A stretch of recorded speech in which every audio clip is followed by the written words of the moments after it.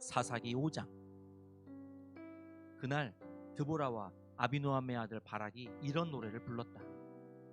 이스라엘의 영도자들은 앞장서서 이끌고 백성은 기꺼이 헌신하니 주님을 찬양하여라. 너희 왕들아 들어라. 너희 통치자들아 귀를 기울여라.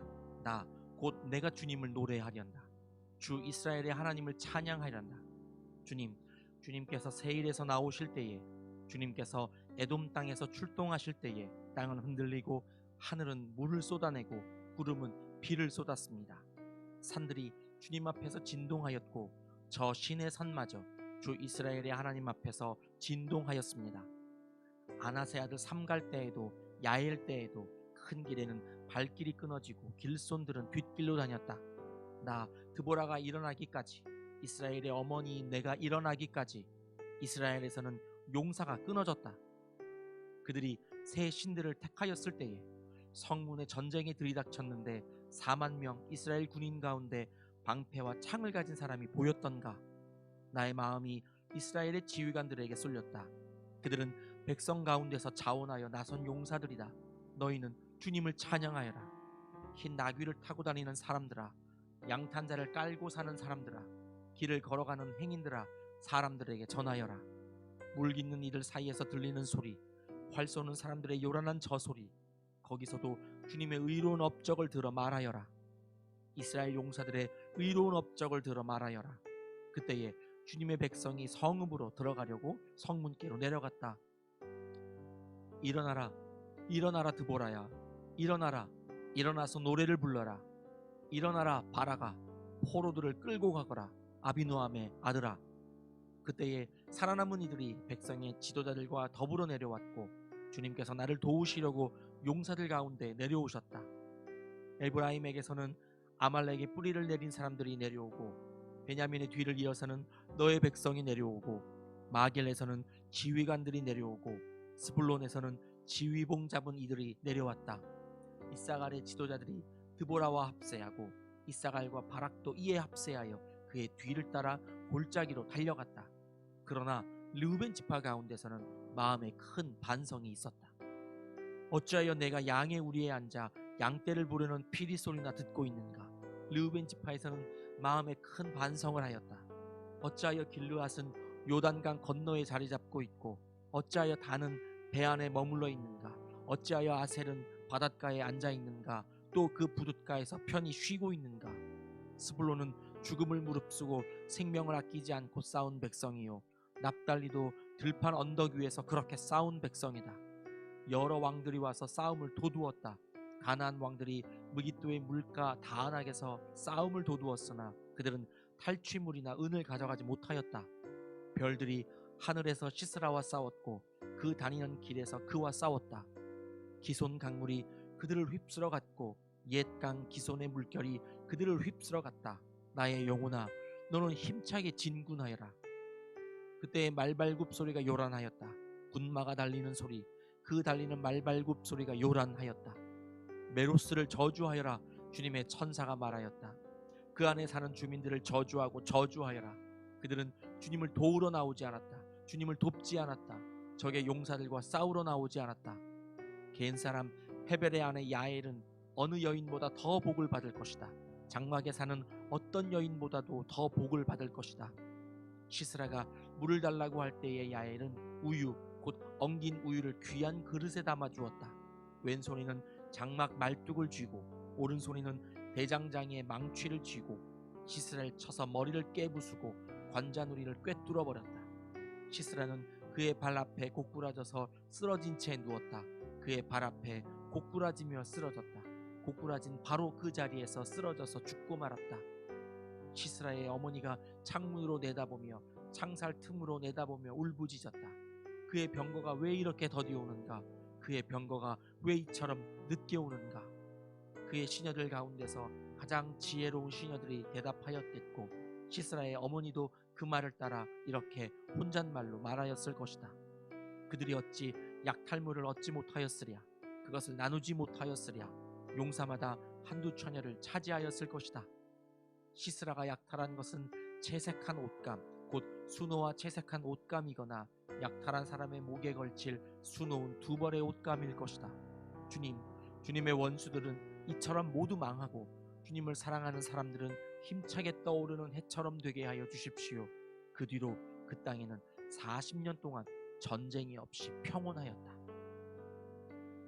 사사기 6장. 이스라엘 자손이 주님께서 보시는 앞에서 악한 일을 저질렀다. 그래서 주님께서는 7해 동안 그들을 미디안의 손에 넘겨주셨다. 미디안 사람의 세력이 이스라엘을 억누르니 이스라엘 자손은 미디안 사람들 때문에 산에 있는 동굴과 요새의 도피처를 마련하였다. 이스라엘 자손이 씨앗을 심어 놓으면 미디안 사람과 아말렉 사람과 동방 사람들이 쳐올라오는 것이었다. 그들은 이스라엘을 마주보고 진을 쳐놓고는 가사에 이르기까지 온 땅의 소산물을 망쳐놓았다. 그리고 이스라엘에 먹을 것을 하나도 남기지 않았으며 양이나 소나 나귀까지도 남기지 않았다.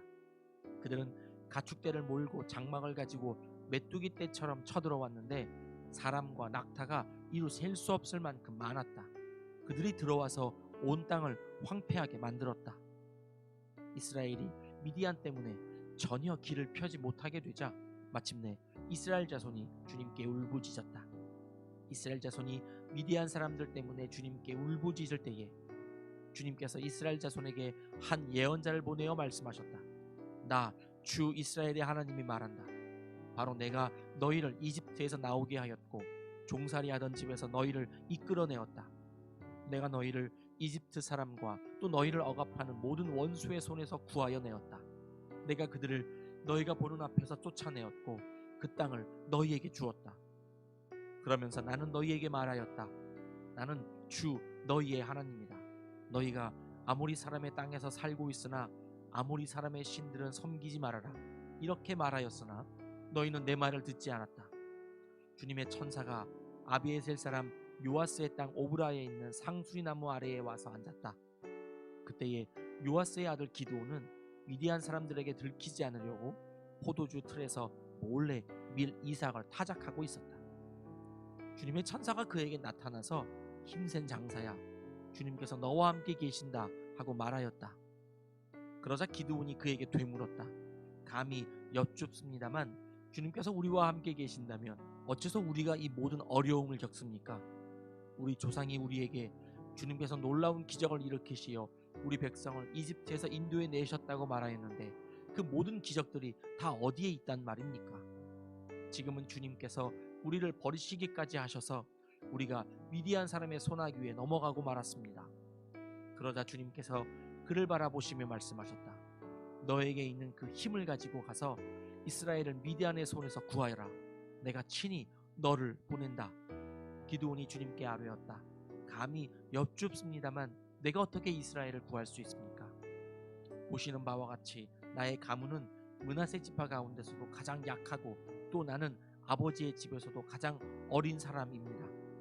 그러나 주님께서는 내가 반드시 너와 함께 있을 것이니 내가 미디안 사람들을 마치 한 사람을 쳐부수듯 쳐부술 것이다 하고 말씀하셨다. 기드온이 또 주님께 아뢰었다. 참으로 나를 좋게 보아주신다면 지금 나에게 말씀하시는 분이 정말로 주님이시라는 증거를 보여주십시오. 내가 예물을 꺼내와서 가져다 놓겠으니 내가 돌아올 때까지 떠나지 마십시오. 그러자 주님께서 대답하셨다. 내가 돌아올 때까지 내가 그대로 머물러 있겠다. 기드온은 즉시 가서 염소 새끼 한 마리로 요리를 만들고 밀가루 한 에바로 누룩을 넣지 않은 빵도 만들고 고기는 바구니에 담고 국물은 그릇에 담아 상수리나무 아래로 가지고 가서 천사에게 주었다. 하나님의 천사가 그에게 말하였다. 그 고기와 누룩 넣지 않은 빵을 가져다가 이 바위 위에 놓고 국물을 그 위에 부어라. 기드온이 그대로 하였더니 주님의 천사가 손에 든 지팡이 끝을 내밀어 고기와 누룩 넣지 않은 빵에 댔다. 그러자 불이 바위에서 나와서 고기와 누룩 넣지 않은 빵을 살라버렸다. 그런 다음에 주님의 천사는 그 앞에서 사라져서 보이지 않았다. 기드온은 그가 주님의 천사라는 것을 알고 떨면서 말하였다. 주 하나님, 내가 주님의 천사를 대면하여 배웠습니다. 그러자 주님께서 그에게 말씀하셨다. 안심하여라. 두려워하지 말아라. 너는 죽지 않는다. 기드온은 거기에서 주님께 제단을 쌓아 바치고는 그 제단을 여호와 샬롬이라고 불렀다. 그 제단은 오늘날까지도 아비에셀 사람의 땅인 오브라에 서 있다. 그날 밤에 주님께서 기드온에게 말씀하셨다. 내 아버지의 외양간에서 어린 숫소 한 마리를 끌어오고 또 7회 된 숫소도 한 마리를 끌어오고 내 아버지의 바알 제단을 허물고 그 곁에 있는 아세라 상을 찍어라.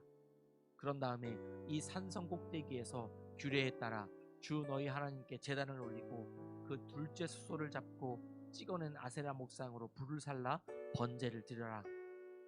그리하여 기드온은 종들 가운데서 10명을 데리고 주님께서 말씀하신 대로 하였다. 그러나 그의 아버지 집안 사람들과 성읍 사람들을 두려워하여 감히 그 일을 낮에 하지 못하고 밤에야 하였다.